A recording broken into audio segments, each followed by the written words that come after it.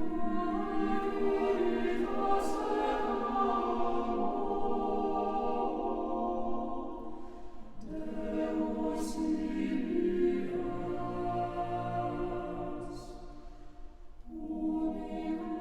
nom du Père et du Fils et du Saint-Esprit.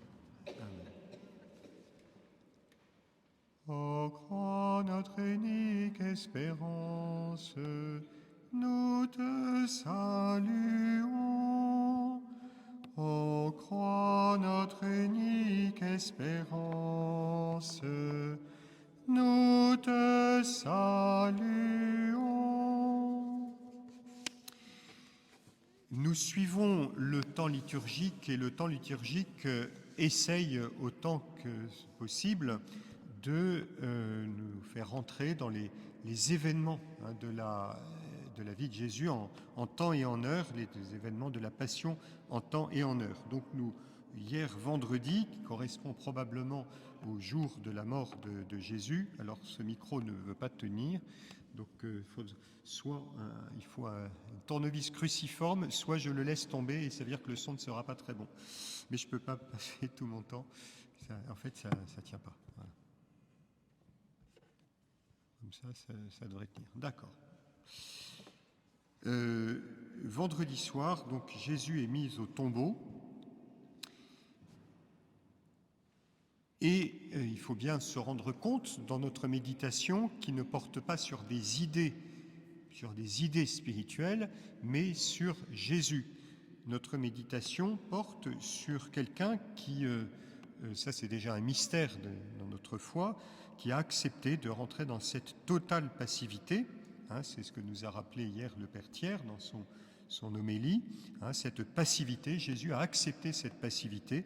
Il n'est plus qu'un cadavre. Ça peut peut-être nous heurter, mais Jésus a accepté d'être ce corps inerte, suspendu à la croix et dans les bras de Marie, comme on le représente dans la peinture, et ensuite allongé au tombeau. C'est un point sur lequel nous méditons dans c'est la profession de foi que nous donne saint Paul dans la lettre aux Corinthiens. Il a été enseveli. Ça veut dire, c'est pas simplement il est mort. Vous voyez, dans la mort de Jésus, il y a deux choses qu'on peut considérer. Il y a l'acte dans lequel, avec une immense souffrance, Jésus est entré dans la mort. Voilà, il passe de la vie à la mort. Et puis, il y a une autre chose sur laquelle on peut méditer, c'est le fait qu'il a été mort. Il y a eu un temps pendant lequel on pouvait dire, ben voilà, c'est le corps de Jésus et il est mort. Donc c'est très très impressionnant et c'est ce sur quoi nous méditons. Et c'est aussi la raison pour laquelle, dans la liturgie, de façon étonnante, en nous inspirant des pères de l'Église, certains pères de l'Église, ils parlent finalement de ce samedi saint comme d'une sorte d'accomplissement paisible. Il y a même ce thème nuptial, amoureux, qu'on a entendu dans le Cantique des Cantiques. Dans l'amour, il y a deux choses qui vont ensemble, mais qui sont distinctes. Il y a l'élan de l'amour et tout l'effort qu'il fait pour aller vers l'autre, un élan douloureux. Et cet élan de l'amour, c'est Jésus qui se donne sur la croix jusqu'à souffrir. Mais dans l'amour, il y a aussi quelque chose de passif. On s'abandonne à la personne que l'on aime. Et Jésus a tout donné. Et là, il peut être dans les bras du Père. Et là, il peut être totalement cet époux de l'Église qui est remis dans les mains de l'Église. Et c'est pour ça qu'il y a toute cette méditation sur ce caractère extrêmement beau, magnifique, d'un amour qui est accompli, qui est allé jusqu'au maximum de ce qu'il pouvait être. Alors, je reviens rapidement, avant de parler de l'ensevelissement lui-même, sur le thème du coup de lance. Je fais un petit retour en arrière parce que ça va être important pour justement cette méditation sur Jésus. Le coup de lance, comme on est à la veille du sabbat, on ne peut pas laisser les cadavres exposés, on vient achever les condamnés afin de les faire descendre des croix. Vous savez que, alors je sais que c'est assez affreux de rapporter ça, mais c'est la réalité, c'est ce que disent les évangiles. Les pauvres condamnés agonisaient pendant des jours et des heures, essayaient de se redresser sur leurs jambes pour respirer, parce qu'ils mouraient d'étouffement, et pour les faire mourir, on prenait une grosse barre et on brisait les os pour qu'ils ne puissent plus s'appuyer sur leurs jambes, et là ils mouraient d'étouffement. Cette tâche devait être tout à fait insupportable, on l'imagine sans difficulté, et quand ce n'était pas nécessaire, évidemment, on se disait, celui-là, on va s'en passer. Et c'est ce qui se passe avec Jésus. Voyant qu'il est déjà mort, ils ne lui brisèrent pas les os, évidemment, le pauvre soldat qui était obligé de faire comme ça. Voilà, il y a juste le centurion qui, d'un coup de sa lance, perce le côté de Jésus pour vérifier qu'il est bien mort. Et là, aussitôt, il sort du sang et de l'eau. Pour l'Église, ce témoignage de Saint Jean, du coup de lance avec le sang et l'eau qui sortent, est très important parce que cela nous montre bien, c'est une attestation de la vérité de la mort de Jésus. Notre thème de cette année, c'est l'histoire, les lieux, les événements. Eh bien, c'est important de comprendre que réellement, matériellement, Jésus est entré dans la mort au sens humain où nous l'entendons. Celui qui a vu rend témoignage, son témoignage est véritable, celui-là sait qu'il dit vrai. Il y a eu des tentations qu'on appelle des tentations gnostiques, des chrétiens ou des gens qui n'étaient pas forcément très chrétiens, qui dans les premiers siècles ont voulu se détacher de la réalité matérielle, qui disaient finalement ce qui est important c'est le message. Et donc même on mettait en cause l'idée que Jésus soit vraiment un homme, c'est une apparition. D'ailleurs le mot docète, ça veut dire ce qui apparaît, ce qui semble, une semblance. Voilà. Mais la chair, la matérialité de Jésus n'a pas d'importance. Et cette tentation docète a été tout de suite rejetée par l'Église. Les pères de l'Église ont beaucoup lutté contre, saint Irénée par exemple, mais il ne faut pas s'imaginer que c'était un danger des premiers siècles. Ça nous concerne nous aussi. Vous m'avez souvent entendu vous dire que je me méfiais beaucoup de l'expression « le message de l'Évangile ». Ce qui est important, c'est le message de l'Évangile, c'est le message d'amour. Ah non, moi les chrétiens, je ne suis pas du tout opposé, je trouve qu'il y a un beau message d'amour. C'est un message de l'Évangile auquel j'adhère. Oui, mais le problème, c'est que pour les chrétiens, le message, c'est quelqu'un jusque dans sa chair, jusque dans sa mort. Donc la réalité de la vie de Jésus et de sa mort, pour nous, c'est essentiel. Vous voyez, Jésus ne fait pas que donner un message d'amour, il est mort. Ça va changer notre manière de concevoir la mort. Voilà. Donc la vérité de ce que Jésus a vécu. Il y a aussi, ça je ne reviens pas dessus, j'en ai beaucoup parlé, quand ça nous renvoie au thème de l'agneau pascal, pas un os ne lui sera brisé, comme l'agneau pascal, on en a parlé hier. Jésus est véritablement cet agneau pascal, et puis ce thème nuptial qui apparaît aussi, l'époux et l'épouse, donc on a entendu avec le Cantique des Cantiques ce matin, le sang et l'eau qui sortent. Les pères de l'Église y ont vu la source de la vie de l'Église, donc le sang pour l'Eucharistie, l'eau, le baptême, donc c'est l'Église qui jaillit du côté du Christ, et les pères de l'Église rappellent que dans la Bible, il y a un autre moment où on voit sortir du côté d'un homme quelque chose de nouveau. Évidemment, Adam et Ève. Ève qui est née du côté d'Adam, comme l'Église va naître du côté du Christ, nouvel Adam. Vous voyez, ce thème de l'époux et de l'épouse. Et c'est Saint Jean qui contemple et qui rend témoignage. Alors, l'ensevelissement. Nous en arrivons à l'ensevelissement. D'abord, les événements le vendredi soir et ensuite la journée du samedi. Qu'est-ce qui s'est passé dans la journée du samedi? Tout d'abord, les événements du vendredi soir. Donc, on se replace hier après la mort de Jésus sur la croix. Premier point, parlons un peu du corps de Jésus, ce corps d'un supplicié qui est mort pour les chefs juifs, pour les Romains. la bonne affaire, c'est fini, ce n'est plus qu'un cadavre, on n'en parle plus. Pour la Vierge Marie, j'y reviendrai tout à l'heure, il y a toujours une espérance. Laquelle? Mais, et puis les saintes femmes, et peut-être aussi les disciples. En tout cas, pour les Romains, la cause est entendue, Jésus était un condamné, ce n'est plus qu'un cadavre. Chez les Romains, les cadavres des suppliciés étaient considérés comme propriété d'État, de l'État plutôt, propriété de l'État. C'est-à-dire que quand quelqu'un était condamné, il était mis à mort, sa famille ne pouvait pas récupérer le cadavre pour lui offrir des obsèques, j'allais dire, dans le village natal, pour le supplicié, c'était fini. C'est l'État qui prenait en charge les corps et il devait les faire disparaître. Je ne sais pas comment il les brûlait. Il les brûlait. Alors là aussi, je m'inspire du père Kowalski, que j'y cite souvent. Voilà, on part des sources historiques que l'on a. Il répandait les cendres pour éviter toute commémoration risquant de remuer les foules.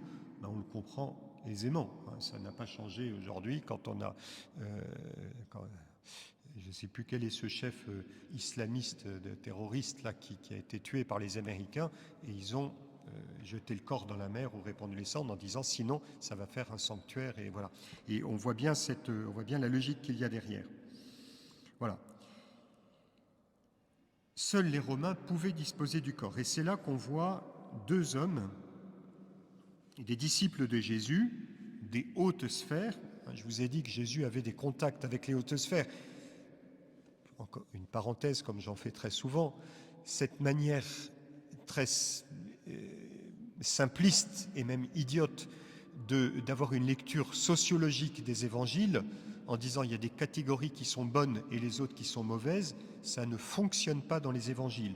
Jésus a des contacts partout, chez les juifs, mais il commence à en avoir chez les païens, chez les riches et les pauvres, chez les pécheurs et les hommes justes. Voilà, Jésus a des amis aussi dans les hautes sphères, chez les riches, comme nous dirions aujourd'hui, Joseph d'Arimathie et Nicodème, membres du Sanhédrin. Donc il ne faut pas dire, il y a les membres du Sanhédrin, c'est tous des méchants, et Jésus, il est uniquement avec les gentils qui sont les pauvres Galiléens qui veulent se rebeller. Non, les choses sont évidemment plus nuancées. Eh bien, c'est les hommes qui appartiennent à ces hautes sphères vont savoir user de manière utile et bonne de leurs relations, de leur carnet d'adresses, et ils obtiennent de Pilate l'autorisation de récupérer le corps de Jésus. Je vous rappelle que parmi les membres du Sanhédrin et dans le sacerdoce de Jérusalem, il y avait des contacts qui pouvaient être assez étroits avec les Romains, ce qui était beaucoup moins le cas de la majorité des pharisiens et surtout, bien sûr, des Galiléens. Donc, les choses sont assez logiques. Deux membres du Sanhédrin qui récupèrent le corps de Jésus. C'est intéressant, ils ont été tous les deux parmi les témoins de la mort de Jésus. Saint Marc, qui est très proche aussi des événements. Hier, on parlait de Saint Jean, qui est le plus proche, mais Saint Marc est peut-être l'évangile le plus ancien. Il donne beaucoup de détails historiques très intéressants, et il emploie un terme assez exact. Pilate octroya le corps de Jésus. Il s'agit bien d'un octroi de la part de celui qui a la propriété de ce corps. Ils viennent donc chercher le corps de Jésus, et Saint Jean écrit « Ils prirent donc le corps de Jésus, le lièrent de linge, avec les aromates, selon le mode de sépulture en usage chez les Juifs. » Jésus va donc être mis au tombeau. Deuxième point, le tombeau de Jésus. Alors malheureusement, je pense que je n'ai pas eu le temps de vous préparer, je n'ai pas trouvé de plan clair, mais pour le tombeau de Jésus, on est vraiment à côté du lieu du sépulcre. Je vous ai dit que c'était à la porte de la ville. Aujourd'hui, on voit bien le Golgotha. Et juste à côté, il y a des tombes. Alors, ce n'est pas étonnant que les tombes soient proches, d'abord parce qu'il y avait une carrière. Et comme je vais vous le montrer, les tombes étaient creusées dans le roc, dans une paroi verticale. Or, la carrière offre ces parois verticales. Donc, on est à quelques mètres, quelques dizaines de mètres du Golgotha. Et les tombes, évidemment, n'étaient jamais dans les villes. Ça a été présent dans beaucoup de cultures, particulièrement dans le judaïsme. C'était vrai à Rome aussi. Au bout d'un moment, on a demandé que les tombes soient à l'extérieur de la ville pour des questions d'hygiène. Et puis dans le judaïsme, on va y mettre aussi des questions religieuses. Donc les tombes sont toujours en dehors de la ville. Et c'est là que Joseph s'est fait creuser une tombe neuve.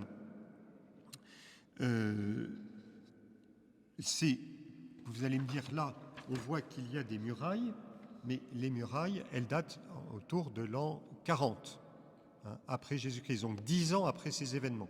Les murailles ont englobé toute la partie nord de l'ancienne ville. Voilà. Qui à ce moment-là, il n'y avait pas grand-chose, et notamment il y avait ces tombes et puis le Golgotha. Donc on est à proximité de la ville, mais à l'extérieur.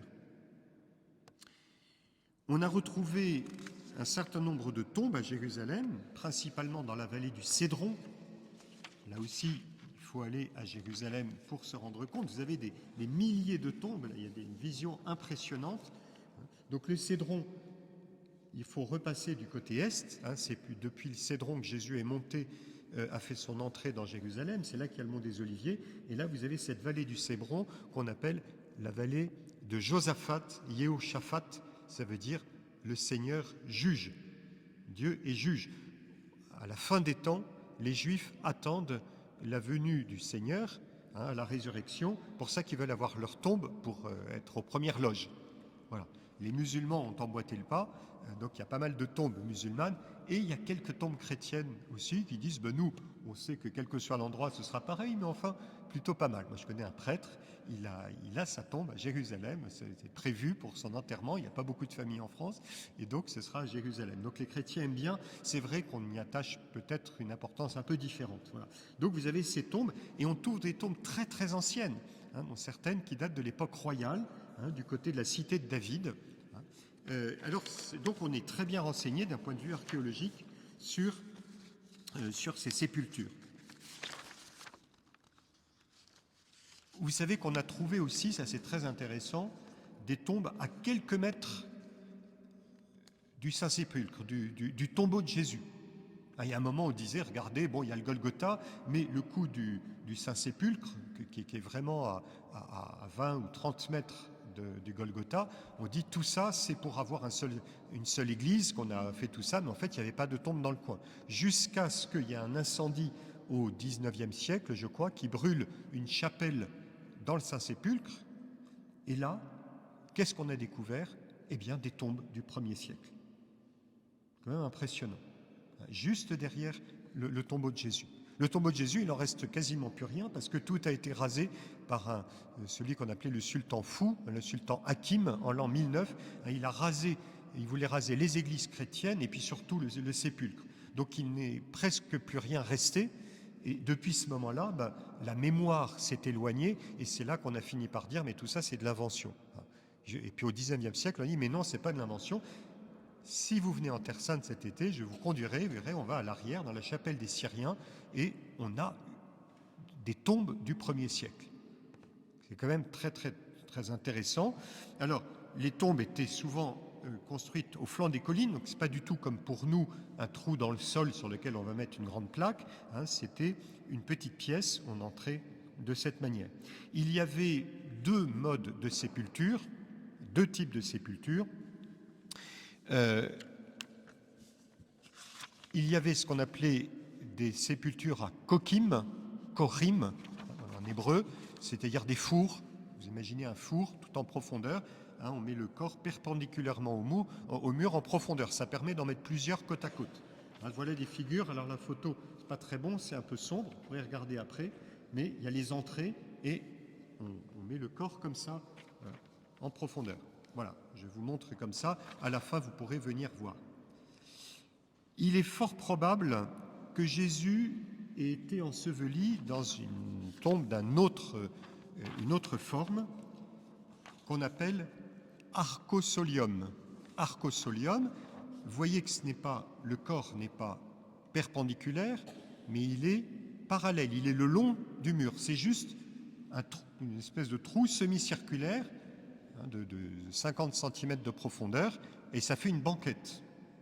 Il y a des indications intéressantes dans l'Évangile parce que le matin du dimanche, les apôtres, les femmes d'abord, verront un homme assis à la tête et aux pieds de la banquette, de l'endroit où on avait mis Jésus, ce qui n'est pas possible pour une tombe la coquime. Donc ça atteste bien, et d'ailleurs c'est ce qu'on a au Saint-Sépulcre, on a retrouvé cette pierre, et vous savez que les fouilles qu'il y a eu en 2016 ont permis de retrouver exactement cette pierre qu'on n'avait pas vue depuis le XVIe siècle. Donc les archéologues ont été assez stupéfaits, ils disent mais finalement les évangiles, tout ce qu'ils écrivent, ça ressemble à quelque chose de très très sérieux, quoi. À force de faire de la critique, qui est normale, qui est bonne, qui est nécessaire, on finit par dire oui, tout ça c'est des mythes, c'est de l'invention. Or, c'est l'inverse qui se passe. Alors on y va prudemment, évidemment. Il ne faut pas dire ah ça y est, victoire. Mais quand vous avez une telle convergence d'éléments, vous vous dites il se passe, voilà, les indications des évangiles sont tout à fait fiables. Matthieu précise que c'est un tombeau neuf, personne n'y a été mis. Ça donnerait lieu à énormément de développement spirituel. Un tombeau qui appartient à Joseph d'Arimathie, ça signifie qu'il est originaire du village d'Arimathie, Ramataïm. Aujourd'hui, c'est Rantis, près de Jérusalem. Donc, on repère bien aussi les personnages. Les membres du Sanhédrin, il y avait des membres du Sanhédrin qui venaient de la campagne, on peut dire la noblesse terrienne. Il a ses terres à Ramataïm et il vient à Jérusalem, un peu comme au XVIIe, XVIIIe siècle. On avait son petit château en Bourgogne ou en Normandie et on avait un hôtel dans le Marais pour aller à Versailles. Voilà. On peut imaginer très bien, d'un point de vue sociologique, comment les choses se passent. Et il s'est fait creuser un tombeau neuf, puisque évidemment il est originaire de la campagne, il n'est pas de Jérusalem. Voilà, le thème de la nouveauté, Jésus, avec une vision à la fois positive et négative. Dans l'Évangile, on va dire, il a été, quand on cite Isaïe 53, le serviteur qui a été considéré comme moins que rien, il a été enterré avec les riches, mais ça peut être aussi une critique. Regardez, il se met du côté des puissants.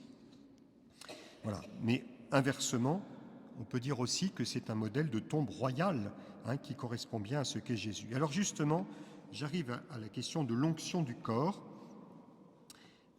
qui va nous mettre sur le thème de la royauté. Avant de mettre Jésus au tombeau, Saint Jean, et seulement lui, raconte qu'il y a l'onction du corps.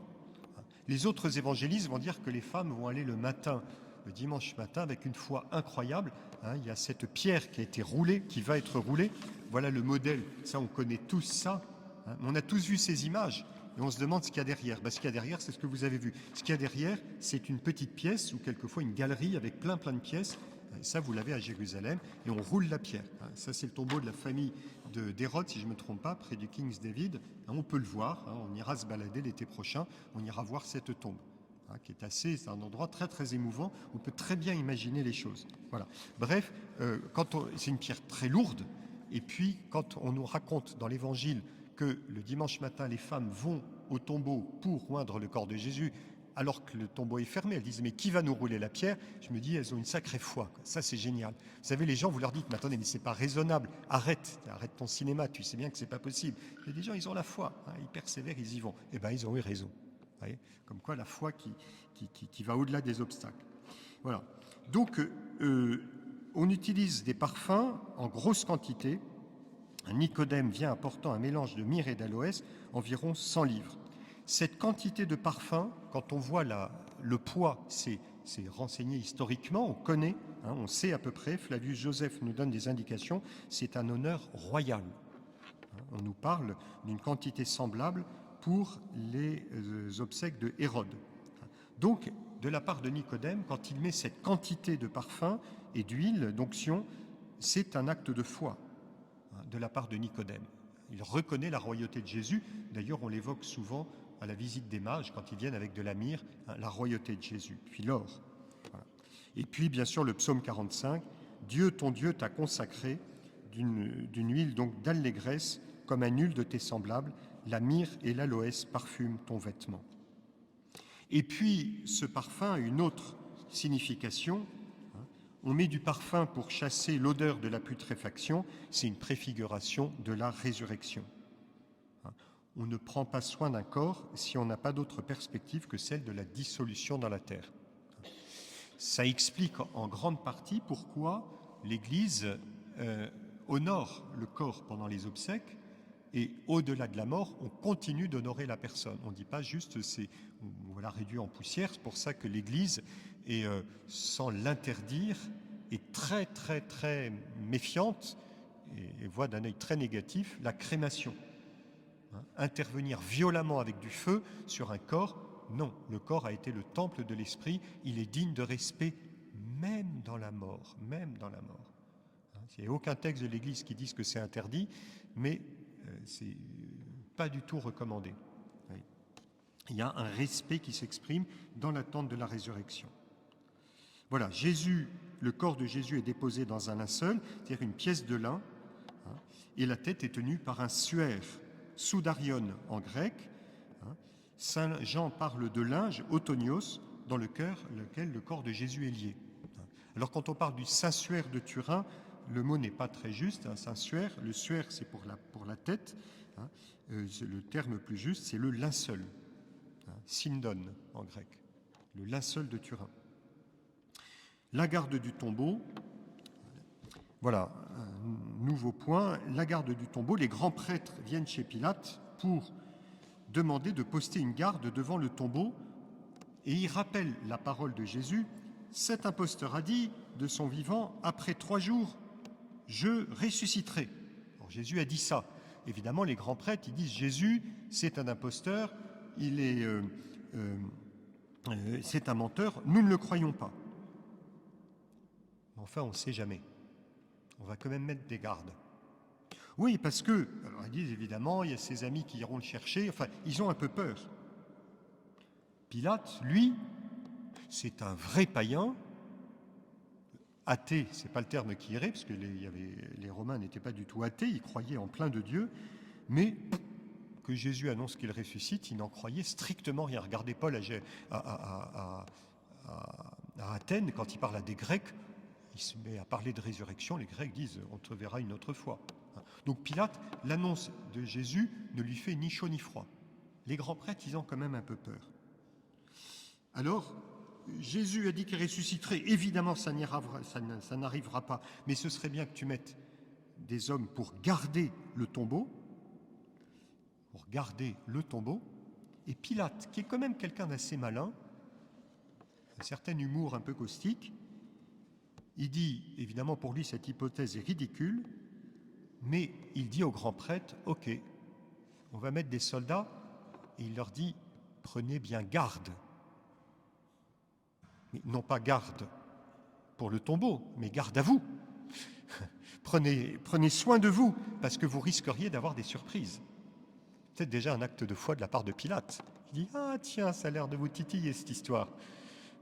On va mettre des soldats, mais c'est vous qui vaut mieux garder, parce que il se peut qu'il se passe des choses. Vous voyez, c'est une manière très habile d'introduire la résurrection, et peut-être déjà une petite étincelle de foi de la part d'un païen qui, encore une fois, fait un pied de nez au grand prêtre, comme il l'a fait hier en mettant le roi des Juifs.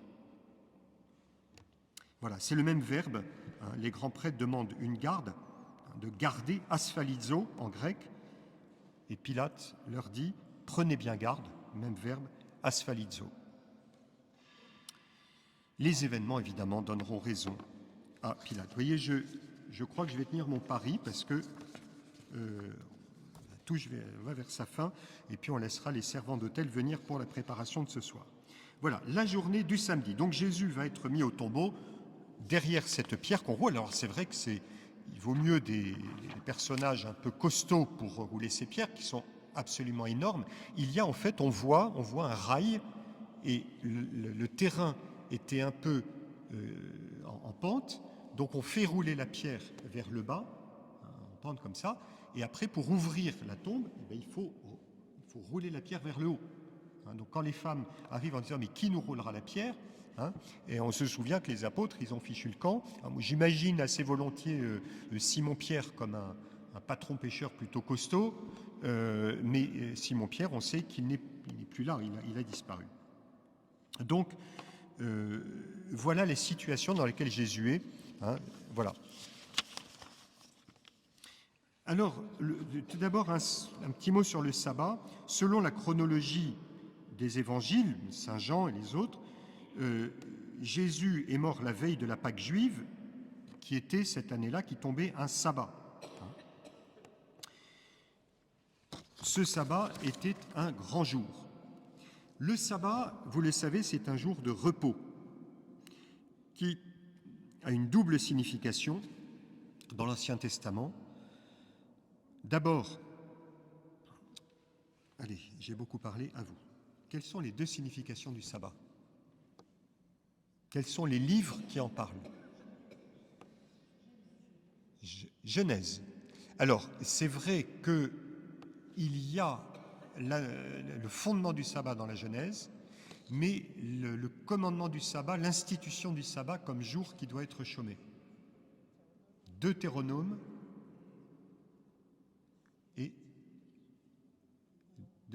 Exode, sur la montagne, quand Dieu donne ses commandements sur la montagne. Et donc, les deux significations sont données dans l'Exode et le Deutéronome. Dans l'Exode, au Sinaï, quand Dieu donne la Torah, la loi, il y a un rappel de la création, que vous venez de nous rappeler, l'achèvement de la création. Et selon le Deutéronome, il faut se dire que c'est le même contenu que l'Exode, mais dans une perspective de relecture de l'histoire. Le Deutéronome, le deuxième lecture, deuxième loi, relecture de l'histoire d'Israël, qui donne une grande place à tout ce que Dieu a fait pour les pères. Dieu vous a libérés d'Égypte. Donc le Shabbat va rappeler la création et la libération d'Égypte. Création et libération d'Égypte. En entrant dans le repos de la mort, Jésus vient renouveler la merveille de la libération d'Égypte.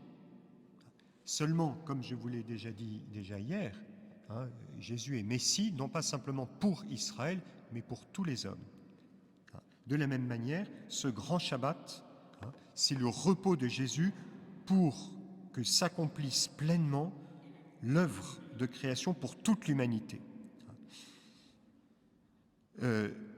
Et la libération, c'est toute l'humanité qui va passer à travers les eaux de la mort pour ressusciter avec Jésus. L'humanité répandue dans l'espace et dans le temps. L'Église va méditer sur, ça c'est un thème très très important, sur le fait que Jésus va entrer dans ce monde de la mort, dans les enfers, ce qu'on appelle le Grand et Saint Samedi, c'est la deuxième lecture qu'on a eue ce matin. Jésus qui va chercher Adam et Ève et toute l'humanité qui attend, c'est Saint Pierre qui atteste, il s'en alla même prêcher aux esprits en prison. Voilà, donc Jésus vient arracher toute l'humanité à la mort. Mais évidemment, le repos de Jésus rappelle également le 7e jour de création. Jésus, par sa mort et sa résurrection, achève l'œuvre de création. Il met fin au chaos originel que le péché a fait ressortir. Il nous fait entrer dans l'ordre qui est l'ordre de la charité, cette paix que Dieu voulait depuis l'origine. Il inaugure un monde nouveau. Vous verrez ce soir, dans le chant de l'Exultète ou dans les oraisons, on parle de ce monde plus merveilleux encore par la rédemption qu'il ne l'était à l'origine. Je vais conclure en évoquant d'abord la Vierge Marie, les autres femmes, et puis la question de la nuit. Voilà, Marie se tient seule, debout dans la foi, un stabat mater, Marie se tenait debout, un stabat mater. Il y a certains films ou certaines images, on voit Marie qui s'effondre. N'importe quelle mère dans le monde qui voit son fils souffrir autant, elle ne peut que s'effondrer de douleur, évidemment. Et pourtant, Saint Jean, qui est toujours très exact, nous dit Marie se tenait debout.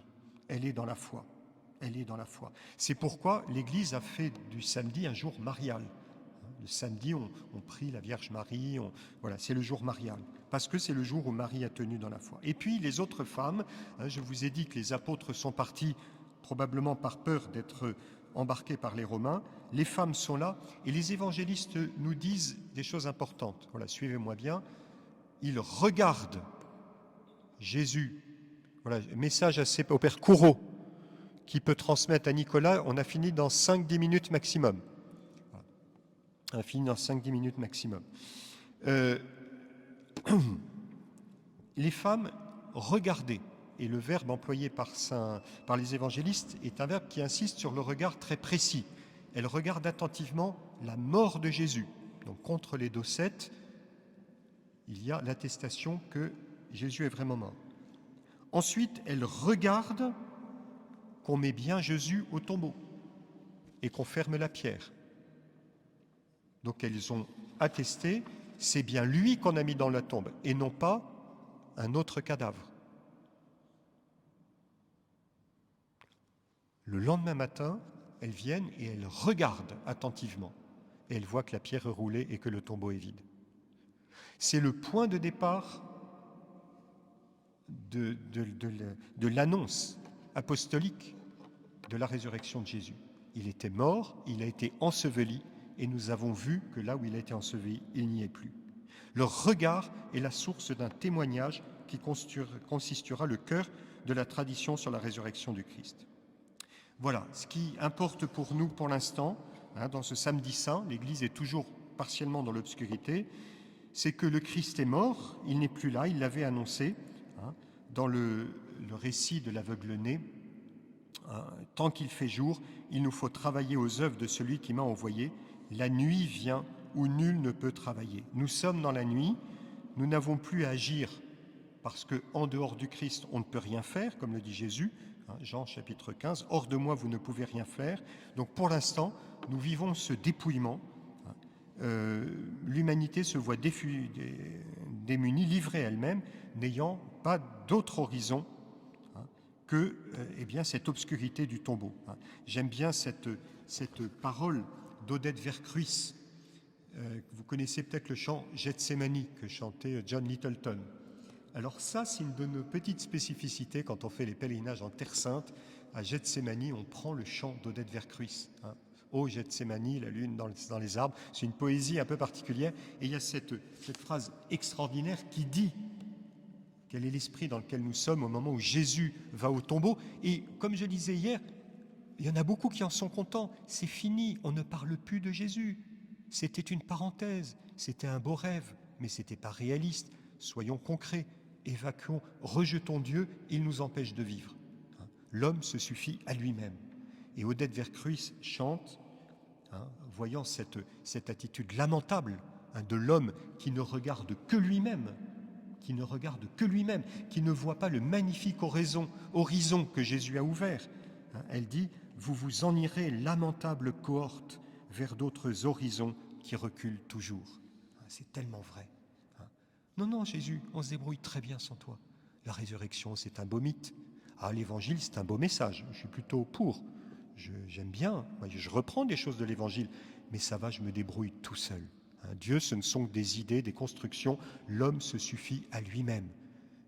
Est-ce que nous devrions vivre dans un grand vendredi saint, sans attente, sans espérance, où on en a fini une bonne fois pour toutes avec Jésus? Vous vous en irez, lamentable cohorte, vers d'autres horizons qui reculent toujours. Voilà. Alors, vivons ce samedi saint avec Marie, parce que pour elle, la parenthèse n'est pas fermée. Elle connaît les Écritures. Elle connaît ce que Jésus lui a dit et elle le prend au sérieux. Et les événements vont lui donner raison. Voilà. Alors aujourd'hui, notre prière, c'est sortir notre chapelet, lire la Passion, relire les psaumes des offices de ce matin. Est-ce qu'il y a une ou deux questions, ou trois, ou zéro?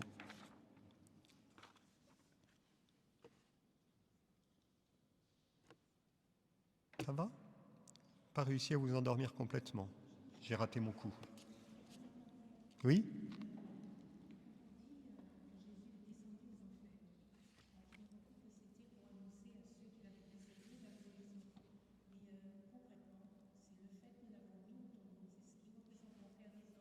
Alors, que signifie, je simplifie la question, mais je pense à l'enregistrement, il est descendu aux enfers. Alors, c'est les enfers, inferni, les lieux de dessous. C'est la représentation antique de l'Antiquité, à Babylone par exemple. Dans la mort, il n'y a pas d'espérance. C'est un lieu triste, un lieu de mort, un lieu sans horizon. C'est là qu'attend l'humanité depuis Adam. L'enfer, au singulier, c'est, je rapproche enfer à enfermement, c'est l'homme qui refuse la miséricorde de Dieu, qui s'enferme dans son péché, dans son désespoir, et donc évidemment ce qu'on appelle la damnation. Alors ce n'est pas la même chose. Par définition, Jésus ne peut pas être en enfer, puisque l'enfer est un refus absolu de la miséricorde de Dieu. En revanche, Jésus a connu les souffrances. On peut penser que Jésus a connu les souffrances les plus grandes de l'humanité coupée de Dieu. Mon Dieu, pourquoi m'as-tu abandonné? Donc il sait ce que c'est. Mais les enfers, c'est au moment où il est dans la mort. Jésus est dans cette passivité, mais le Père Louis l'a très bien dit hier dans son homélie, il y a la passivité, mais en réalité, il le dit, mon Père travaille toujours. Et il va prêcher, ça veut dire il va annoncer le salut, il va ouvrir une espérance à ceux qui sont dans les tombeaux. Et les icônes orientales, on voit comment Jésus brise les portes de la mort en entraînant avec lui toute l'humanité qui attendait dans les enfers. Saint Pierre en parle dans son épître, il allait les prêcher. Alors évidemment, ce n'est pas uniquement dire des paroles, mais annoncer le salut. Voilà.